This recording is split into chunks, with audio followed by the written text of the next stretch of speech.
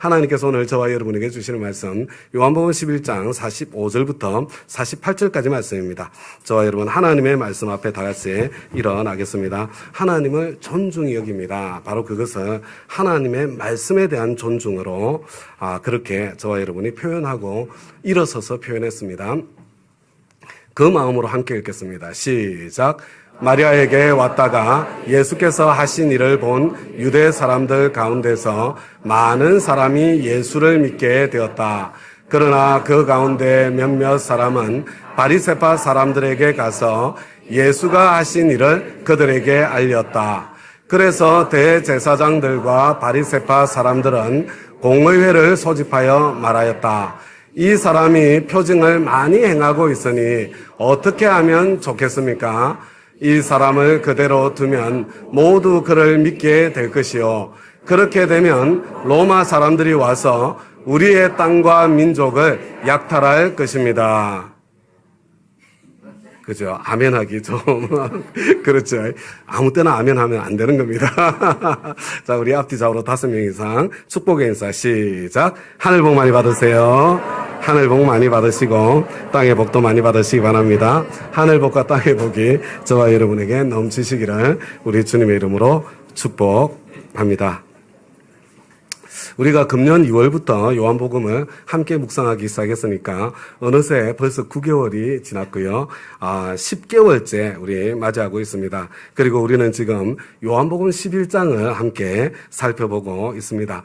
나중에 요한복음 20장까지 가서 보면 이 요한복음을 쓴 목적이 바로 이것이었구나 명백하게 알게 될 것이지만요. 우리가 지금까지 살펴본 것만으로도 이 요한복음은 사도 요한이 저와 여러분에게 자기가 만난 예수님, 그죠? 자기가 만난 예수님, 자신의 간증과 더불어 개인적으로 저와 여러분에게 전해주고 있는 그런 내용이라고 해도 틀리지 않을 것 같습니다. 여러분, 사도 요한이 저와 여러분에게 복음을 전하고 있는데, 여러분, 그 복음의 그 핵심 내용이 무엇이라고 생각이 되어지십니까?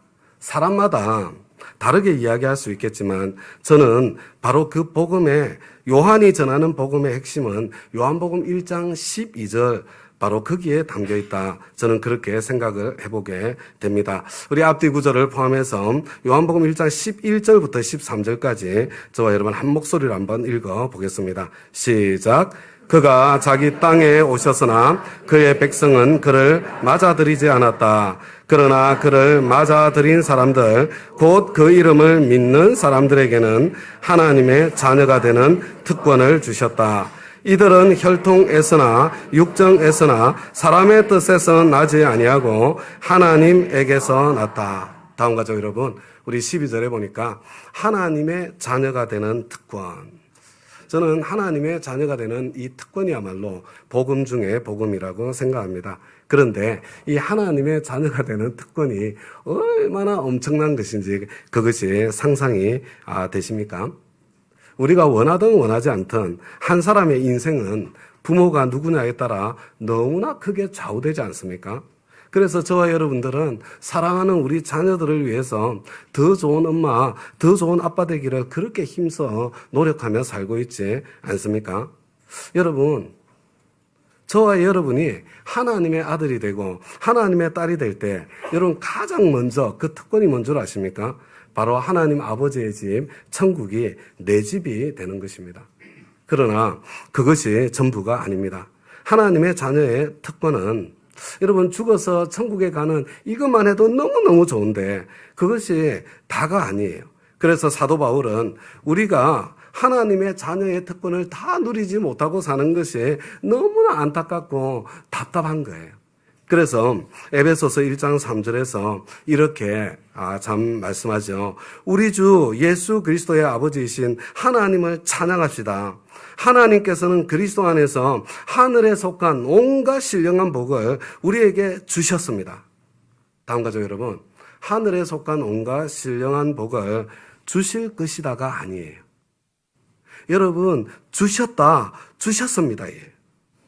그래서 여러분, 이미 주신 하늘에 속한 온갖 신령한 복을 저와 여러분이 다 누릴 수 있기를 바라면서 저와 여러분을 위해서 지금 뭐라고 되어 있어요? 간절히 기도하고 있는 그 기도의 모습을 보게 되는 것입니다. 그렇다면 이 사도의 간절한 기도의 내용, 하나님 아버지의 간절한 마음이 무엇입니까?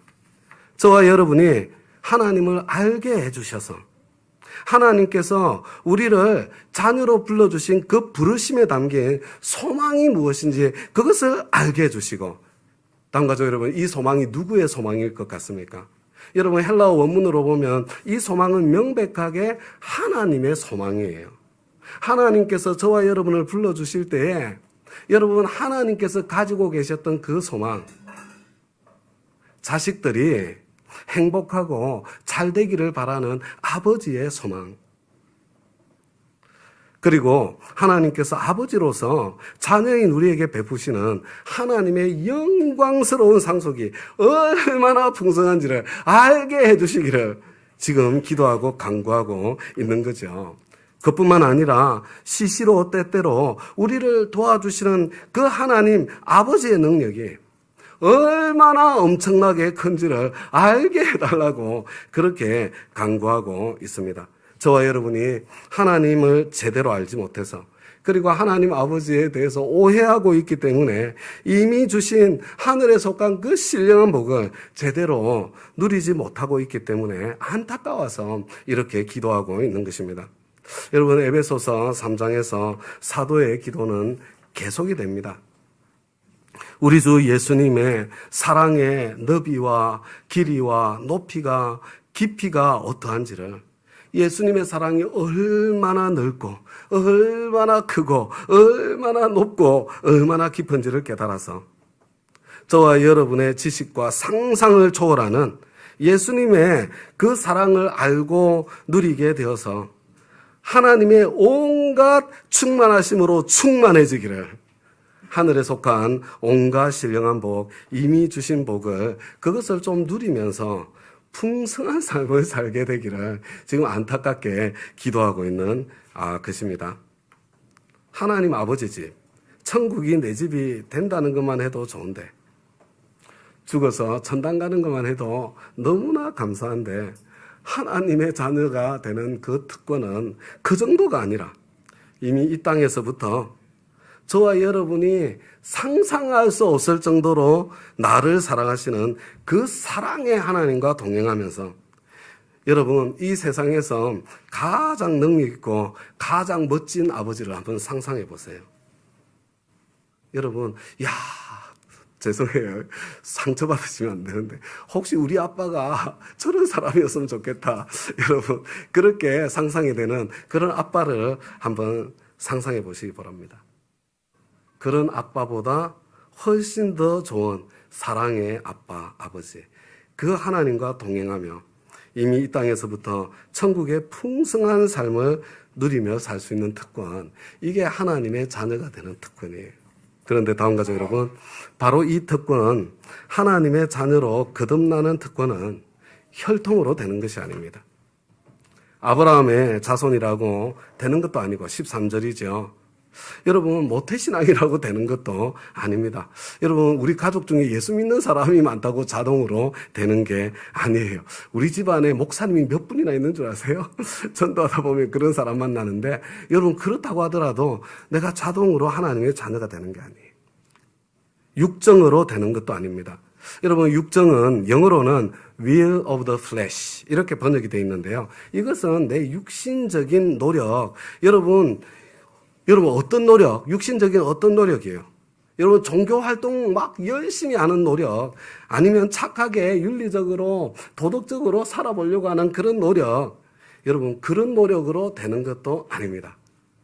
그리고 사람의 뜻으로, 이것은 영어로 보면요, will of man 이렇게 되어 있습니다. 이것은 나 말고요, 내 주변에 있는 다른 사람들, 그런 다른 사람들의 노력을 말합니다. 나를 억지로 떠밀어서 종교 활동하게 만들려는 그런 노력, 그죠? 그런 것으로 저와 여러분이 하나님의 자녀가 되는 것이 아니라는 말씀이에요. 그러면 저와 여러분은 어떻게 하나님의 자녀가 되는 그런 특권을 받을 수가 있습니까? 여러분, 하나님의 말씀이 육신이 되어 당신이 창조하신 이 세상에 오셨는데 11절이에요. 사람들이 그분을 알아보지 못하고 그분을 문전박대하고 무시하고 영접하지 않았는데, 그런데 그분을 알아보고 그분을 영접하면, 그러면 하나님의 자녀가 되는 그런 특권을 주셨다는 것입니다. 여러분, 이것은 오직 하나님의 은혜로 되는 것입니다. 그런데 사도 요한은 어떻게 예수님을 알아보고 어떻게 예수님을 영접하게 되었습니까? 여러분, 첫째는 자신의 스승 세례 요한 때문입니다. 사도 요한은 자신의 구원을 설명하는데 이 선생님 세례 요한을 빼고는 설명할 수가 없는 거예요. 그래서 먼저 이 세례 요한의 이야기를 들려주지 않습니까? 저와 여러분의 인생에도 마찬가지지 않습니까? 내가 예수님을 알아보고 내가 예수님을 영접해서 하나님의 자녀가 되었을 때에 정말 그분을 빼고는 설명할 수 없는 그분, 그죠? 우리 교회는 바로 그분이 우리 목자님이고 우리 목녀님이신 분들이 많죠.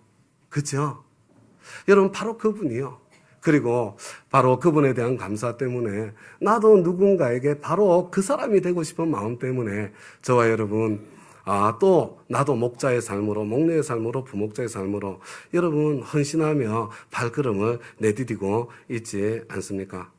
여러분, 자기 스승 세례 요한 때문에 예수님을 알아보고 만나게 된 거예요. 그리고 둘째로는요, 자신이 직접 경험한 예수님의 표징과 예수님의 말씀 때문입니다.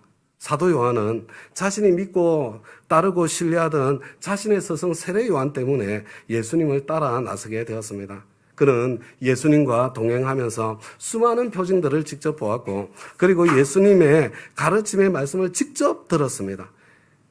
그 과정 속에 자신의 믿음이 더 단단해지고요. 그리고 더 확실해졌습니다. 그래서 이제는 예수님을 전하지 않고서는 가만히 있을 수 없는 사람, 목숨을 걸고 예수님을 전하는 그런 사람이 된 것입니다. 여러분, 이 사도 요한은 자기가 경험한 그 수많은 표징 가운데 특별히 7가지 표징을 저와 여러분에게 소개해 주었습니다. 우리는 지금까지 그 7가지를 다 살펴보았거든요. 여러분, 그 7가지 생각나세요? 여러분, 첫 번째 표징, 가나 혼인잔치에서 물로 포도주를 바꾸신 사건입니다. 그런데 그냥 물이 아니었죠. 여러분, 정결 예식에 사용하던 돌 항아리 속에 담겨있던 바로 그 물이에요. 여러분, 그 의미가 지금 다시 기억이 나십니까? 여러분, 두 번째 표징은 왕의 신하의 아들을 치유해 주시는 사건인데, 가서 치유해 주시는 것이 아니라 말씀만으로 치유해 주신 바로 그 사건이었습니다. 여러분, 세 번째 표징은 자비의 집이라고 불리는 베데스다 연못에서 38년 된 병자를 고쳐주시는 사건인데, 예수님께서 굳이 의도적으로 안식일에 여러분 고쳐주십니다. 다 의미가 있는 거죠. 네 번째 표징은 보리떡 5개, 물고기 2마리로 장정만 해도 5,000명이 넘는 군중을 먹이시는 사건인데, 그런데 예수님께서는 이 표징을 유월절을 배경으로 해서 그것을 보여주십니다. 5번째 표징은 예수님께서 물 위를 여러분 걸으신 사건입니다. 여러분, 순종의 길에, 사실 제자들은 순종해서 여러분 그 갈릴리 호수로 나갔거든요. 순종의 길에 거센 풍랑을 만나서 괴로움과 두려움에 씨름하고 있는 제자들에게 여러분, 예수님께서는 물 위를 걸어서, 그 풍랑이 있는 물 위를 걸어서 그 제자들을 찾아가셔서 뭐라고 그랬어요? 나다! 에고 에이미! 내가 바로 그 스스로 있는 자, 출애굽의 하나님, 바로 그 하나님이다. 여러분, 그렇게 제자들을 깊이 만나주시는 거거든요. 이어서 사도 요한은 가늠하다 현장에서 잡힌 여인의 사건을 통해서 율법으로 언제나 남의 죄만 비추며 남들 판단, 비난, 정죄하던 유대인들에게 누구든지 죄 없는 자가 먼저 이 여인을 돌로 치라 말씀하시면서 어떻게 해요? 자기 자신을 빛으로 먼저 비추고 자기 자신의 죄를 볼 수 있도록 해주신 이후에 뭐라고 그래요? 나는 세상의 빛이다. 이렇게 선언하시는 거예요. 그리고 난 뒤에 태어날 때부터 눈먼 사람의 눈을 뜨게 하시는 6번째 표징을 보여주시는 것입니다. 다음 가족 여러분, 믿음의 세계는 바로 이와 같은 것입니다. 여러분, 예수님 가까이 가면요, 믿을 만한 증거가 정말 많습니다. 정말 많습니다. 여러분, 놀라운 표징들이 있고 주옥 같은 가르침이 있습니다. 예수님 가까이 가보면 진짜 예수님 믿고 싶습니다. 종교 전문가들하고는 너무나 다른 분이세요. 사랑의 하나님을 생생하게 보여주시는 그 예수님을 믿고 따르고 싶어집니다. 그런데 여러분, 믿기 힘든 증거도 있는 거예요. 굳이 안식일의 표징을 보여주십니다. 그냥 보기에는 사람에 불과한데 당신이 하나님의 아들이라고 주장하십니다. 그렇다면 다음 가족 여러분, 둘 중에 하나 아니에요? 실제로 안식일의 주인이신 그 하나님의 아들이시든지, 아니면 거짓말쟁이, 사기꾼, 신성 모독자, 여러분 둘 중에 하나 아니겠어요? 여러분, 어떤 사람들은 믿을 만한 증거를 붙들고 예수님을 영접했지만 어떤 사람들이요, 특별히 스스로 안다고 생각하고 특별히 스스로 본다고 생각했던 그 유태인들은 믿기 힘든 증거를 붙잡고 자기 확신에 가득 차서 더욱더 예수님을 죽이겠다고 그렇게 발악을 합니다. 여러분, 바로 그런 상황 속에서 나사로가 중병에 걸려 죽게 되는 사건이 일어나죠. 그런데 예수님께서 의도적으로 나사로가 죽어서 나흘이나 지나서 이미 무덤에 장사되고 시체 썩는 냄새가 무덤 밖에까지 진동하도록 일부러 기다리셨다가 그 나사로를 다시 살려주시는, 그리고 다시 살려주시는 정도가 아니죠. 풀어놓아 다니게 하는, 자유케 해주시는, 회복까지 시켜주시는 그 7번째 표징을 보여주셨습니다. 우리가 여기까지 함께 살펴본 거예요. 여러분, 이 배경 속에서, 이 상황 속에서 우리 바로 그 다음 구절 말씀을 저와 여러분이 함께 한번 살펴보았으면 좋겠습니다. 그런데 다음 가족 여러분, 정말로 이상하게도 이 놀라운 표징을 본 유대인들의 반응은 극명하게 둘로 갈라집니다. 여러분, 많은 사람들이 예수님을 믿게 되었습니다. 이게 정상 아니에요? 그 엄청난 기적들을 보면서 어떻게 안 믿을 수가 있습니까? 그런데 어떤 사람들은 이 사실을 당시 권력자들이었던 바리새인들에게 알립니다. 여러분, 단순히 정보를 제공한 것일 수도 있고요. 아니면 바리새인들도 믿게 해보려고 전도하러 가서 알려주었을 수 있는 가능성도 있을 수는 있겠지만, 여러분, 예수님 찾아서 죽이려고 혈안이 되어 있던 그 바리새인들을 굳이 찾아간 것을 보면, 여러분, 이 사람들 그런 의도 아닌 것 같잖아요. 이들이 바리새인들의 스파이 노릇하는 사람들 같지 않습니까? 여러분, 이 놀라운 표징을 보고서도 어떻게 사람이 그럴 수가 있을까요? 여러분, 그런 생각 들지 않습니까? 여러분, 그들이 이 놀라운 표징 앞에서 그렇게 했던 그 이유가 무엇일까요? 다음 가족 여러분, 우리가 지난번에 함께 살펴보았던 그 말씀 생각나십니까? 여러분, 바로 두려움 때문이었습니다.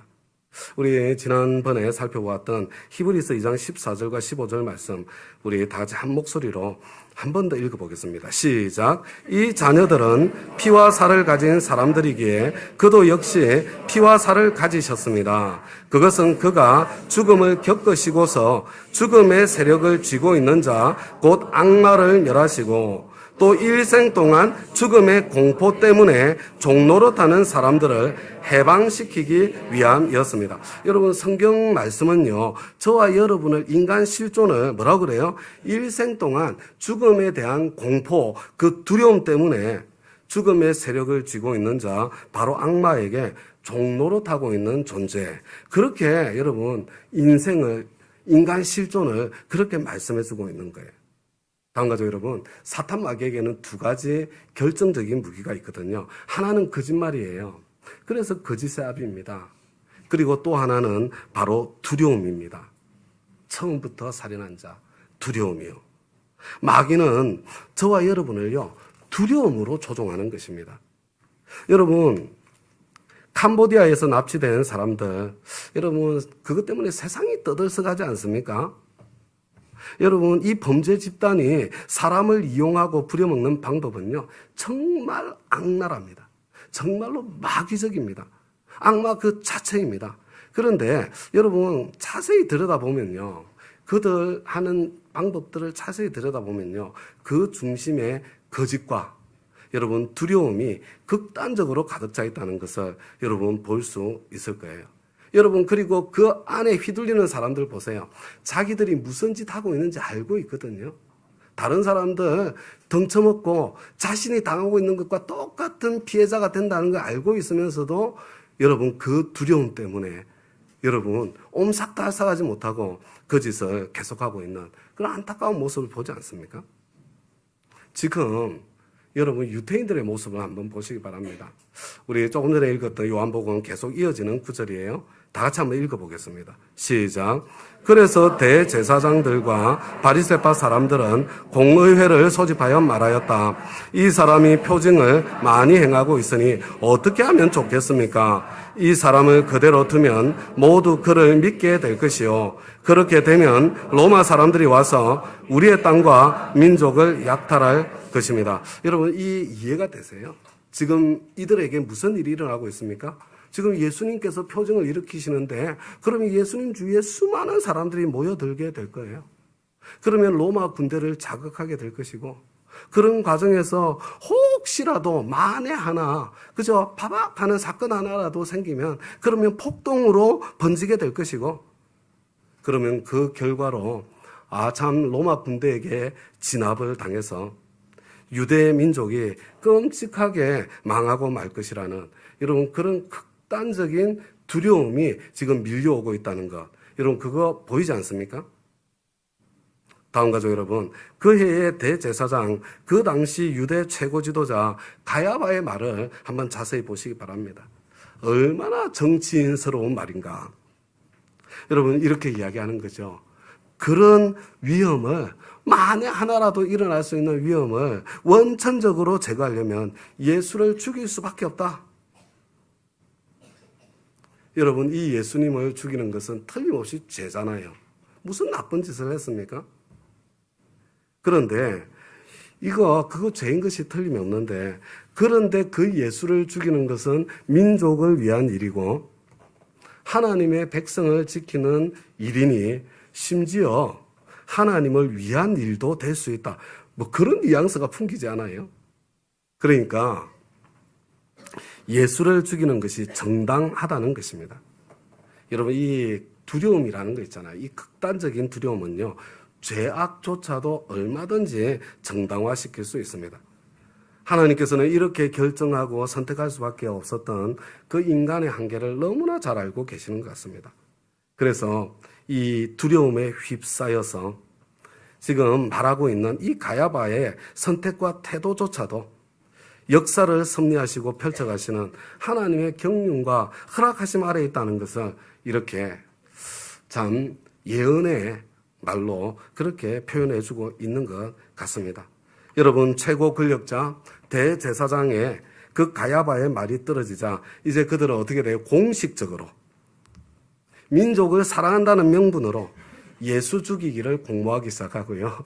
그리고 예수님께서는 실제로 정치범으로 여러분 십자가에 달려 죽었다는 것은 정치범으로 죽었다는 거예요.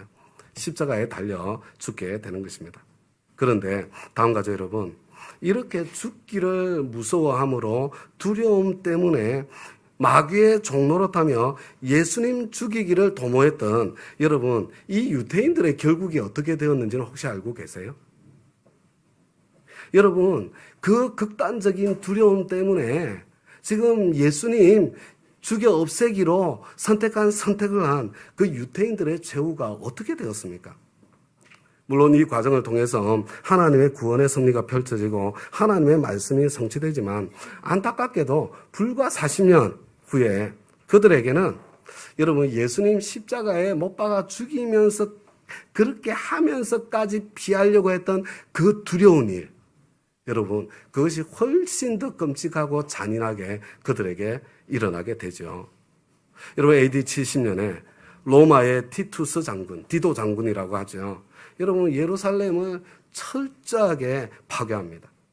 헤롯 성전은 예수님께서 말씀하신 그대로 돌 위에 돌 하나도 남지 않을 정도로 철저하게 불타고 무너집니다. 여러분 당시 역사가 요세푸스의 기록에 따르면 여러분 이 과정에서요 여러분, 유태인들이 무려 110만 명이 학살을 당합니다. 그리고 9만 7천 명이 노예로 끌려가게 됩니다. 여러분, 이 참혹한 이 과정으로 유태인들은 이제 완전히 예루살렘 그 고국 땅을 잃게 되고요. 로마 제국 전역으로 온 세상으로 뿔뿔이 흩어지는 디아스포라가 본격적으로 전개되는 거죠. 다음 가족 여러분, 세상에는요, 언제나 성경 말씀대로 죽기가 무서워서 일생에 악마의 종로로 하는 사람들이요, 여러분 언제나 있기 마련이에요. 여러분, 저와 여러분이 그렇게 안 해도요, 누군가는 죽기가 무서워서 악마의 종로로 하면서 그렇게 살 것입니다. 그러나 그럼에도 불구하고 역사는 하나님의 섭리대로 펼쳐져 갈 것입니다. 여러분, 이런 세상 한가운데서요, 저와 여러분은 선택을 해야 되는 거예요. 이 세상 한가운데서 저와 여러분은 선택을 해야 되는 거예요. 명백한 하나님의 부르심 앞에서도 두려움 때문에 악마의 종노릇을 하다가 여러분 파멸로 끝나고 마는 인생을 살 것인가? 아니면 두려움을 이겨내고 하나님께 순종해서 하나님의 구원과 도우심을 경험하고 누리는, 그리고 하나님께서 인정해 주시는 그런 인생을 살 것인가? 여러분 한번 생각해 보세요. 어느 쪽을 선택해도 수고와 슬픔을 피할 수 없는 것이 인생이라면, 여러분, 인생의 본질이 수고와 슬픔이라니까요.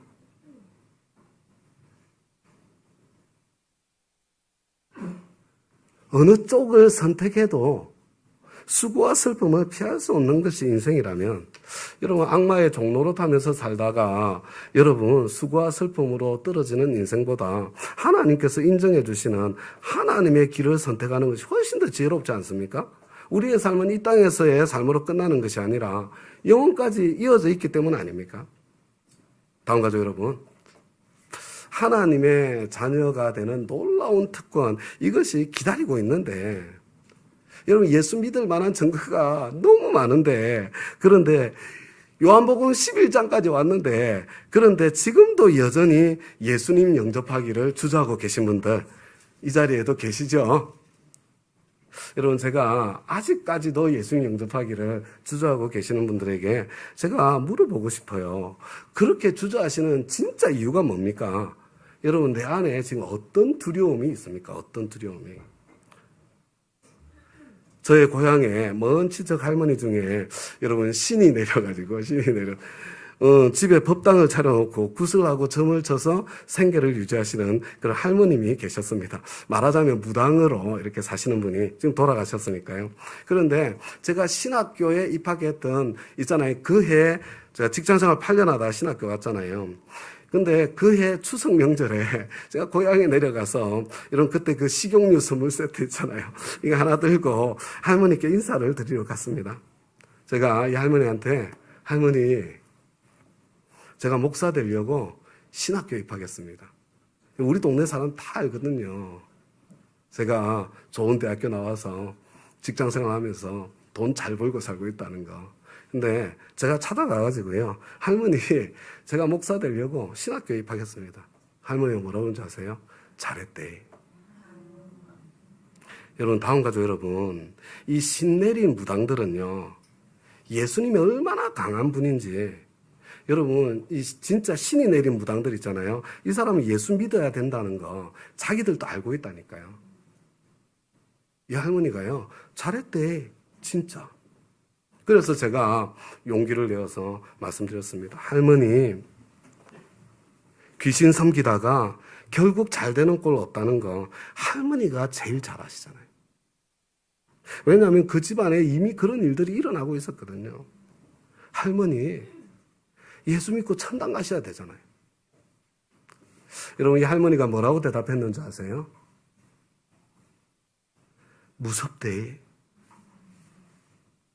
야, 정말 무섭대. 다음 가족 여러분, 이 귀신의 위협이요, 처음에는 유혹하고 뒤에는 협박하는 거거든요. 이거 절대로 만만치 않습니다.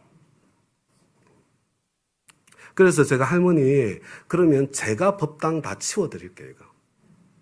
제가 정리해 드릴게요. 그런데 할머니가요, 뭐라고 대답하시는지 아십니까? 제가 치워드리겠다고 말씀드리니까 뭐라고 대답하시냐면요. 그러면 나는 뭐 먹고 사노?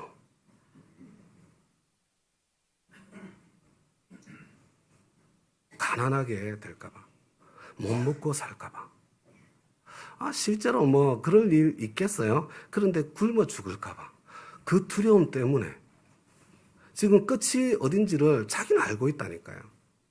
그런데도 그냥 있잖아요. 옴삭달싹하지 못하고 그 자리에 머물러 있는 거예요. 예수님 영접해서 하나님의 자녀의 특권 누리기를 주저하시는 분들이요, 한번 생각해 보시기 바랍니다. 진짜 내가 두려워하는 것은 무엇인가? 그 두려움보다 훨씬 더 크고 풍성하고 넘치는 하나님의 자녀의 권세와 특권이 있습니다. 주위에 예수 믿는 사람들 한번 보세요. 그냥 교회만 왔다 갔다 하는 사람 말고요, 예수 제대로 믿는 사람 한번 보세요. 그런 대로 행복하게 잘 살고 있지 않습니까? 더 이상 주저하지 마시고 이번 주 토요일 날 있는 예수님 영접 모임에 꼭 오시기를 제가 간곡하게 부탁을 드립니다. 제가 보니까 일터에서 그리스도인답게 일터 선교사의 삶을 사는 것도 마찬가지가 아닌가, 그런 생각을 하게 됩니다. 제가 자세한 내용은 잘 파악하지 못했는데요. 지난 주간 어쩌다가 스쳐 지나가면서 이 유튜브 하나를 잠깐 보게 됐는데요. 이게 문지석 부장검사님의 이야기를 보게 되었습니다. 혹시 여러분, 이분 전 전혀 모르는 분이에요. 근데 그걸 보면서 갑자기 울컥했어요, 제가. 왜냐하면 여러분, 부장검사 그러면 꽤 힘있는 자리 아닙니까? 그런데 이분이 사회적 약자인 쿠팡 근로자들이 그 200만 원도 되지 않는, 200만 원 정도밖에 되지 않는 그 퇴직금이라도 좀 제대로 빨리 받았으면 좋겠다고 국정감사에서 눈물을 흘리시는 그런 장면, 사건입니다. 이분이, 제가 이제 그래서 얼른 물어봤죠, 재민아이한테. 이분이 이 사건을 담당했는데, 이게 어떤 일이냐면요. 이 검찰 지휘부가 이 노동청이 압수수색으로 확보한 쿠팡 측이 잘못한 그 핵심 증거를 이렇게 찾았는데, 그걸 의도적으로 누락을 시키고, 이제 사측의 무혐의 처분을 이끌어내서 이게 그걸 못 받게 한 거예요. 200만 원밖에 안. 물론 이게 막 그게 커지면 엄청 큰 돈이 되니까 그랬겠죠. 그리고 이걸 바로잡으려는 과정 속에 이분은 정결권을 박탈당하고 욕설과 폭언을 듣고 좌천성 인사를 당하고 조직 내에서 무능한 검사로 지켜가지고 따돌림까지 당하는 그런 억울한 일을 겪었다는 것입니다. 사실이 아닐 수도 있지만 그 반대도 가능하잖아요. 그렇지만 거의 사실이지 않을까. 200만 원 정도밖에 되지 않는 퇴직금조차 제대로 받지 못하는 그런 분들을 위해서 이분이 올바른 일을 한번 해보자. 그렇게 지금 용기를 내어서 선택했을 때 이런 어려운 일이 생길 거라고 예상하지 못했을까요? 저는 이분 틀림없이 예상했을 것이라고 생각합니다. 그럼에도 불구하고 용기 있게, 그래도 자기가 검사니까 자신의 책임을 다한 것. 자, 이분이 크리스찬인지 아닌지는 모르겠지만, 야, 진짜 누구보다도 예수님스럽지 않나, 그런 생각을 해보았습니다. 여러분, 그리스도인으로서 여러분 이런 선택을 하면서 산다면 그것이야말로 일터 선교사다운 그 삶의 모습 아니겠습니까? 그러나 여러분, 이분처럼 내가 정말 약자의 편에 서고, 약자의 편이 아니라고 하더라도 적어도 정직하고 바르게 예수님 닮은 삶을 살려고 그렇게 선택을 하면요, 때때로 피해와 손해를 볼 수 있습니다. 두려움이 밀려올 것입니다. 그러나 다음 가지 여러분 꼭 기억하시기 바랍니다. 하나님의 자녀들이 이와 같은 선택을 할 때는 하나님의 자녀의 권세를, 특권을 경험하게 될 것입니다. 여러분, 물 위를 걸으시는 예수님, 그분은 아무 때나 만날 수 있는 게 아니에요. 순종의 길에 여러분 폭풍과 몰아치는 그 물 한가운데 있어야 여러분 물 위를 걸어 오셔서 나다, 에고 에이미, 나는 스스로 있는 자, 출애굽의 하나님, 내가 바로 그다, 여러분 그렇게 말씀해 주시는 그 예수님을 경험으로 만나고 알게 되는 거예요. 제가 설교 써놓고 난 뒤에 갑자기 두려움이 확 밀려오더라고요, 제 마음에. 제가 혹시나 해서 말씀드리는 건데요. 그렇다고 여러분들 막 하루아침에 내가 그렇게 살아야 되는구나. 뭐 이렇게 뭐 제가 말씀드리고 있는 게 아니라는 거 아셔야 됩니다. 여러분, 저와 여러분이 하루아침에 그렇게 사는 건 아니에요. 그래도 부장검사는 꽤 그래도 그저 또 있잖아요. 여러분 작은 것에서부터 시작하는 거예요. 너무 크고 엄청난 거 가지고 하지 마시고요. 여러분 작은 것에서부터. 여러분 내가 할 수 있는 작은 것에서부터 작은 두려움을 물리치고 여러분 하나하나 시도해 나가다 보면 여러분 더 큰 일도 할 수 있는 힘도 생기고 그리고 그 과정 속에 하나님께서 지혜도 주시고 용기도 주시는 그런 경험을 하게 될 것입니다. 그리고 다음 가족 여러분, 우리는 지난 이번 한 주간 동안 목회자를 위한 가정교회 세미나를 섬겼습니다. 이거 사실 쉬운 일 아니잖아요. 그죠? 왜 섬겼습니까? 영원한 것을 위해서 살고 싶은 소원 때문에.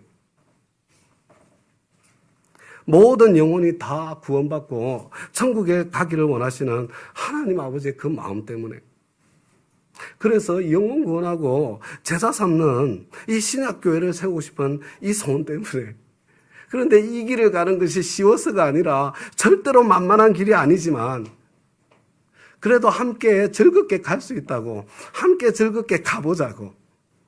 여러분 저와 여러분이 그저 이렇게 초대해서 천국 잔치를 여러분 펼친 거 아니에요?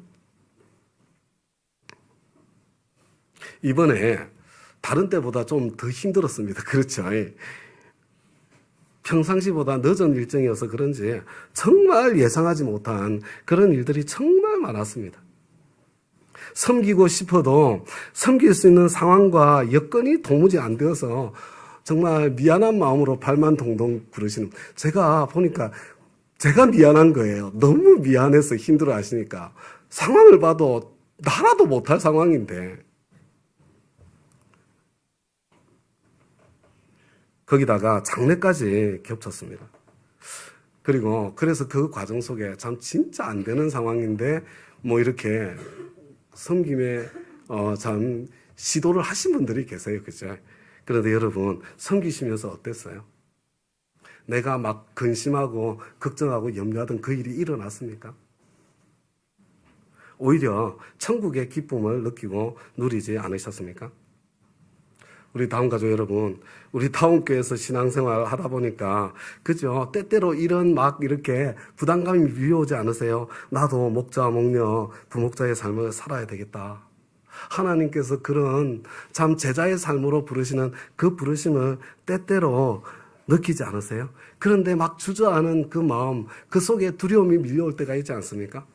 그리고 세미나 시즌이 되면 야, 나도 민박으로 한번 섬겨봐야 되겠다.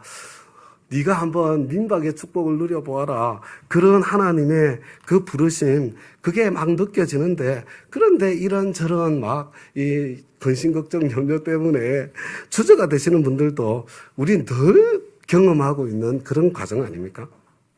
다음 가족 여러분, 한번 가만히 생각해 보시기 바랍니다. 무엇이 두려우십니까? 어떤 두려움이 내 속에서 작동하고 있습니까? 여러분, 나를 조종해서 종으로 삼으려고 하는 그런 사탄 마귀의 역사가 혹시 뒤에 있는 그런 역사를 보신 분들은 계시지 않습니까? 다음 가족 여러분, 꼭 기억하시기 바랍니다.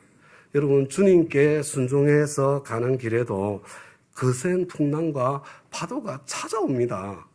쉬워서 할만해서 순종하는 거 아니에요. 그러나 여러분, 내가 순종하는 길에 만난 거센 파도와 그런 있잖아요, 풍랑이라면 여러분 그 거센 풍랑 위를 걸어서 나를 찾아오시는, 그래서 나다, 에고 에이미, 나는 스스로 있는 자, 내가 바로 출애굽의 하나님, 바로 그 하나님이다.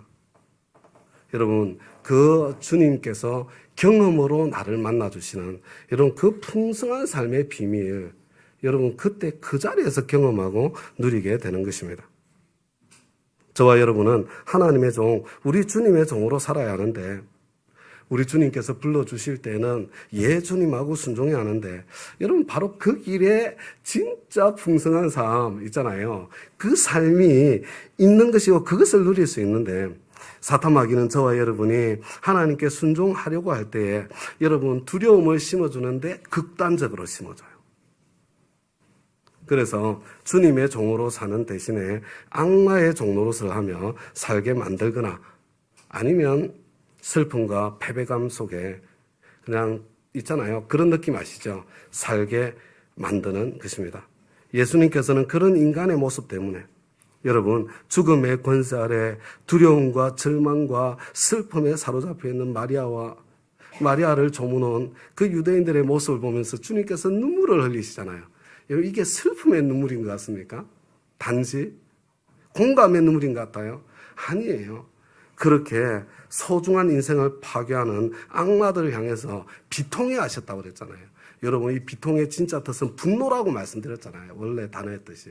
우리 주님께서 분노의 눈물을 흘리신 거예요.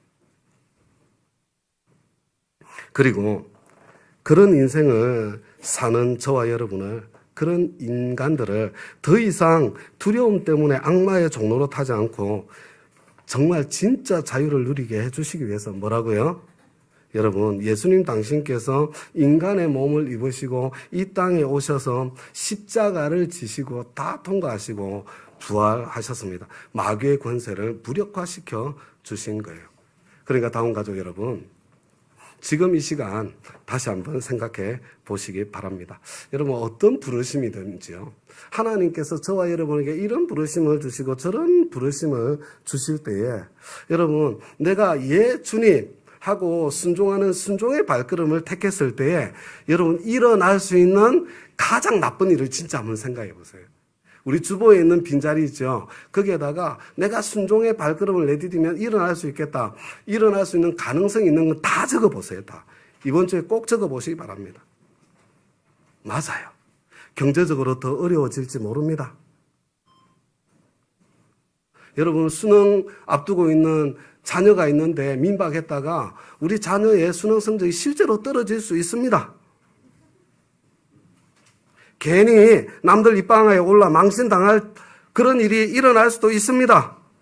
피곤해서 건강을 해칠 것 같은 두려움이 밀려올 수 있는데 실제로 그런 일이 일어날 수 있습니다.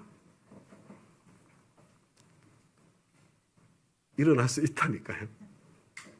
그런데 여러분 그 모든 두려운 일들이 실제로 한꺼번에 다 찾아온다면 그러면 어떻게 될까요? 그럼 어떻게 될까요? 실제로 그 모든 일들이 한꺼번에 다 찾아온다. 그럼 어떻게 될까요? 다음 가죠 여러분. 그래봤자 죽기밖에 더 하겠어요? 안 그러면 안 죽을 것 같아요? 안 그러면 안 아플 것 같습니까? 그래봤자 죽기밖에 더 하겠습니까? 조금 빨리 오나 조금 늦게 오나 그 차이밖에 없는데 그런데 그 죽음에 대한 공포 때문에 인간은 옴싹달싹 못하며 지금 마귀의 종로로 타면서 여러분 내가 두려워했던 것보다 더 비참한 있잖아요. 그런 두려움의 자리에 서게 된다니까요. 여러분 마귀가 하는 짓은 언제나 그 길로 이끌어가는 거예요. 죽기밖에 더 하겠어요? 그런데 저와 여러분에게는 살아계신 하나님 만나는 천국은 아닙니까? 우리에게는 부활의 주님이 계시지 않습니까? 죽기를 두려워하면요. 여러분 죽기를 두려워하면 악마의 종로로 타는 것으로 인생이 끝나게 되어 있습니다. 여러분 두려움 때문에 오히려 예수님 죽이기를 선택했던 저 유태인들처럼 더 비참한 두려움의 자리에 결국 서게 될 거예요. 늘 근심, 걱정, 염려 속에 전전긍긍하면서 살아도 사는 것이 아닌 그런 인생을 살다가 여러분 주님 앞에 서게 될 것입니다. 그러나 사즉생, 생즉사. 죽고자 하면 살 것이고 살고자 하면 죽을 것이라고 우리 주님께서 말씀하시지 않았습니까? 죽기밖에 더 하겠어요. 그런데 다음 가정 여러분, 무엇을 위해서 죽고자 하느냐, 이게 진짜 중요한 거예요. 무엇을 위해서 죽고자 하는가? 여러분, 예수님이 말씀하시잖아요. 아무 때나 목숨 걸면 안 되는 거예요. 아무 때나 목숨 걸면. 나를 위해서. 나와 복음을 위해서. 주님의 말씀대로 주님을 위해서, 그리고 복음을 위해서, 영혼 구원하고 제사 삼는 삶을 살기 위해서 여러분 죽기밖에 더하겠나. 여러분 그렇게 외치면서 그 심정으로 우리 주님의 부르심에 한번 순종의 발걸음을 한번 내디뎌 보시라니까요. 그러면 어떤 일이 생기냐면요, 숨쉬는 순간순간의 행복한 경험을 하시게 될 것입니다. 양다리 걸치고 있으면 여러분 이 기쁨이 안 와요. 근데 여러분 딱 진짜 그 결단이 서고 나면요, 숨쉬는 순간순간이 행복해지는 그 행복을 경험하고 누리게 될 것이고요. 그리고 우리 주님 그냥 안 내버려 둡니다. 그러면 여러분 그 거센 풍랑 한가운데를 걸어오셔서 나다. 내가 진짜 하나님이라는 거 너 정말 알겠지? 여러분 그렇게 저와 여러분을 만나보시는 우리 주님의 기적을 보고 누리게 될 것입니다. 바로 그와 같은 축복이 저와 여러분 모두의 인생에 가득하기를, 한 사람도 빼지 않고 그 축복을 누릴 수 있게 되기를 우리 주님의 이름으로 축원합니다. 자, 지금 이 시간 저와 여러분 모두 자리에서 일어나셨어요. 이번에는 우리 162장 찬송을 할 텐데요. 딱 한 가지 하시는 거예요. 우리 부활하신 주님만 바라보고 묵상하면서 우리 찬양하면서요, 주님 두려움을 뛰어넘어서 한번 주님의 종으로 삶의 발걸음 작은 것에서부터 내디뎌 보겠습니다. 우리 저를 만나 주십시오. 그런 고백을 담았어요. 우리 함께 찬양하겠습니다.